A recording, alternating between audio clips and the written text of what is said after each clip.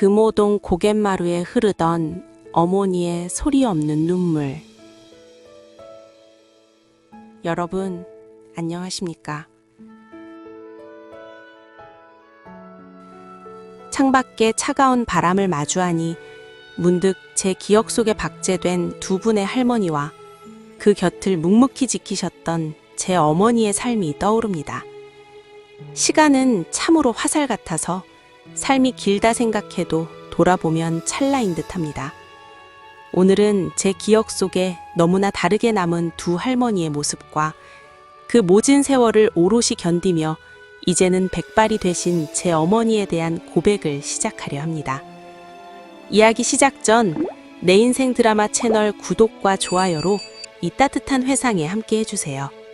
여러분의 응원이 저에게는 큰 힘이 됩니다. 어릴 적 친할머니는 제게 참 크고 강한 분이셨습니다. 할아버지를 일찍 떠나보내고 아들 하나 믿고 사셨던 할머니는 몸집도 통통하시고 목소리도 쩌렁쩌렁 하셨지요. 음식 솜씨는 또 얼마나 좋으셨는지 경동시장에 가서 메주콩을 사다 큰 솥에 삶아 새끼줄로 엮어 겨울바람을 말리시던 모습이 가물가물 떠오릅니다. 간장을 담글 땐 정결해야 한다며 온 정성을 다하시고 긴 곰방대를 입에 물고 화로에 고구마와 밤을 구워주시던 할머니.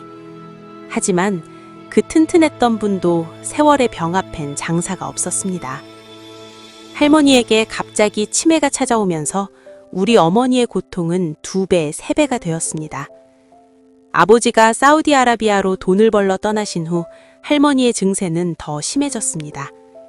어머니가 정성껏 식사를 차려드려도 동네 사는 고모가 찾아오시면 할머니께서는 전연히 나를 굶긴다, 밥도 안 준다며 입에 담지 못할 욕을 퍼부으셨습니다. 금오동 고개를 혼자 넘다 길을 잃어 경찰서에서 모셔오기를 수차례. 어린 저와 동생은 할머니가 나가지 못하게 옷자락을 붙잡고 이웃분들에게 말려달라 울며 불며 매달리기도 했습니다. 밤마다 집 밖 화장실 대신 할머니 방에 놓인 요강.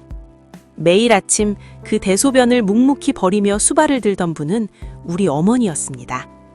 할머니는 정신이 혼미한 와중에도 우리를 보며 옥동아, 금순아, 보배야 하고 부르셨는데 나중에 알고 보니 그건 당신 딸들, 즉 고모들의 이름이었습니다.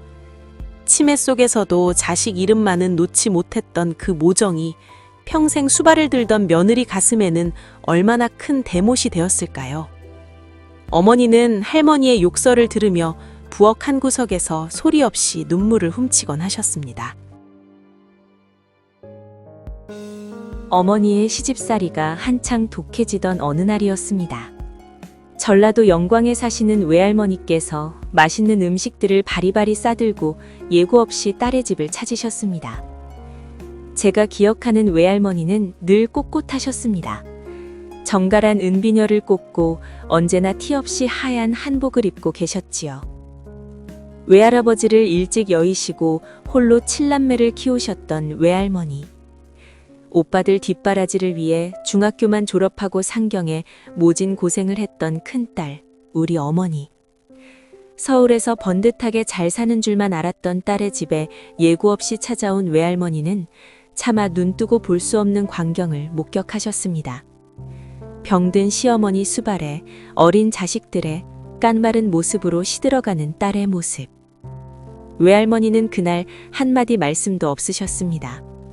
가져오신 노잣돈을 딸의 손에 쥐어주시고는 물 한 잔 마시지 않은 채 그 길로 다시 내려가셨습니다.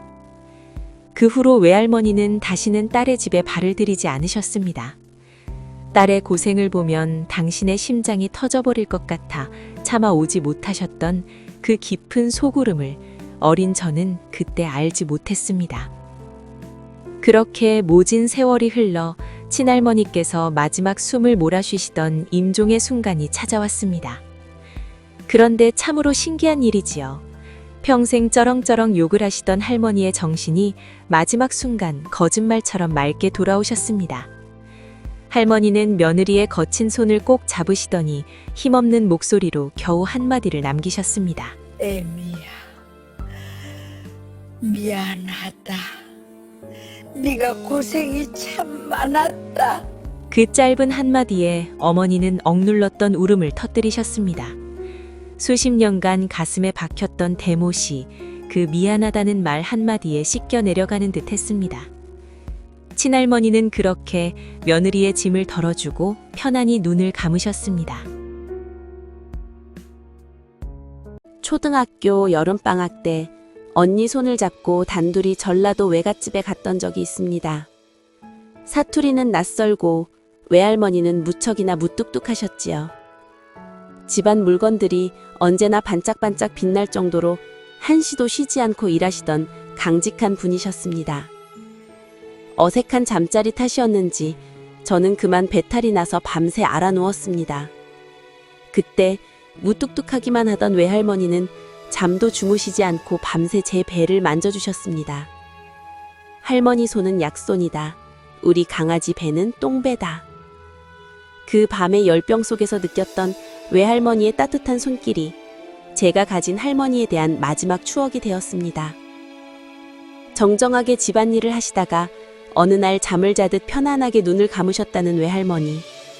당신의 딸이 고생하는 게 가슴 아파 멀리서만 바라보셨을 그 정갈한 하얀 한복의 뒷모습이 이제야 가슴 저미게 다가옵니다. 두 분 할머니를 모두 보내드리고 이제 좀 편해지시나 했을 때 이번엔 어머니에게 시련이 찾아왔습니다. 뇌출혈로 쓰러지셔서 긴 병원 생활을 하셔야 했지요. 자식들을 위해 시어머니를 위해 평생을 바친 어머니의 몸이 결국 비명을 지른 것이었습니다. 하지만 자식들의 지극한 정성 덕분일까요? 지금 어머니는 기적처럼 다시 걸어 다니십니다. 사라진 금호동의 빨간 지붕처럼 어머니의 젊음도 그 가파른 골목길 어디쯤에 묻혀버렸겠지요. 병석에 누워 계신 어머니를 보며 저는 생각했습니다. 삶이 아무리 길다 한들 사랑하는 사람과 마주 앉아 밥 먹는 시간은 너무나 짧다는 것을 말입니다. 어느덧 저도 중년을 지나가는 나이가 되었습니다. 그런데 지금도 친정에 가면 어머니는 제일 먼저 밥 먹어라. 시며 밥상을 차려주십니다. 백발이 다 된 딸의 얼굴에서 여전히 두꺼운 안경을 쓴 깡마른 어린 소녀를 보시는 걸까요? 어머니에게 저는 여전히 물가에 내놓은 아이 같기만 합니다. 어머니가 차려주시는 밥상을 마주할 때마다 저는 깨닫습니다. 외할머니가 딸의 고생에 가슴 아파하셨던 그 마음이 치매 속에서도 자식 이름만은 놓지 않았던 친할머니의 본능이 지금 제 어머니의 손길에 그대로 흐르고 있다는 사실을 말입니다. 여러분의 어머니는 지금 어디에 계신가요? 곁에 계시다면 오늘 꼭 따뜻한 손 한번 잡아드리고 이미 하늘로 떠나셨다면 마음속으로 이름 한번 불러보시기 바랍니다. 삶은 짧고 그리움은 길지만 어머니가 차려주신 밥 한 그릇의 힘으로 우리는 또 내일을 살아갈 에너지를 얻습니다. 구독과 좋아요로 저의 인생 드라마를 함께 해주셔서 감사합니다. 여러분의 할머니 그리고 어머니에 대한 기억을 댓글로 들려주세요. 늘 건강하십시오. 감사합니다.